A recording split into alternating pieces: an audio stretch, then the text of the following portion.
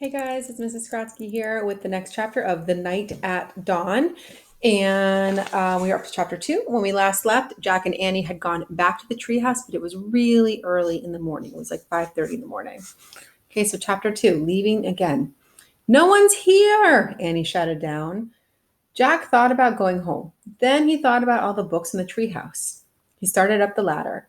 When he was nearly to the treehouse, he saw a light in the distant sky. Dawn was starting to break. He crawled through a hole in the floor and took off his backpack. It was dark inside the treehouse. Annie was shining her flashlight on the books scattered about. They're still here, she said. She stopped the light on a dinosaur book. It was the book that had taken them to the time of the dinosaurs. Remember the Tyrannosaurus? Asked Annie. Jack shuddered. Of course he remembered. How could anyone forget seeing a real live Tyrannosaurus Rex? The light fell on a book about Pennsylvania. A red silk bookmark stuck out of it. Remember the picture of Frog Creek? Said Annie. Of course, said Jack. That was the picture that had brought them home. There's my favorite, said Annie. The light was shining on a book about knights and castles. There was a blue leather bookmark in it. Annie turned to the page with the bookmark. There was a picture of a knight on a black horse. He was riding toward a castle. Annie, close that book, said Jack. I know what you're thinking. Annie pointed at the knight. Don't, Annie! We wish we could see this guy for real, Annie said. No, we don't, shouted Jack. They heard a strange sound. Neigh!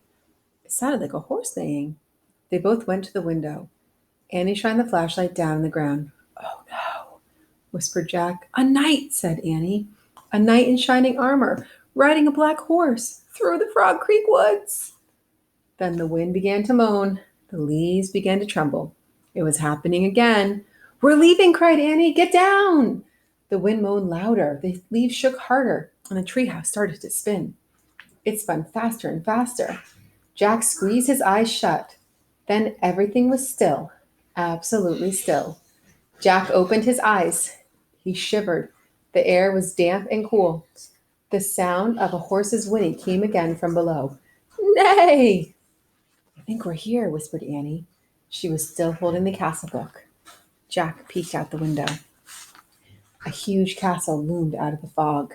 He looked around. The treehouse was in a different oak tree, and down below, the knight on the black horse was riding by. We can't stay here, said Jack. We have to go home and make a plan first. He picked up the book about Pennsylvania. He opened it to the page with the red silk bookmark. He pointed to the photograph of the Frog Creek woods. I wish. No, said Annie. She yanked the book away from him. Let's stay. I want to visit the castle. You're nuts. We have to examine the situation, said Jack. From home. Let's examine it from here, said Annie. Come on. He held out his hand. Give it. Okay, so there they are. And there's the castle that they see. Annie gave Jack the book. Okay, you can go home. I'm staying, she said. She clipped the flashlight to her belt. Wait, said Jack. I'm going to take a peek. A teeny peek, she said, and she scooted down the ladder. Jack groaned. Okay, she had won. He couldn't leave without her. Besides, he sort of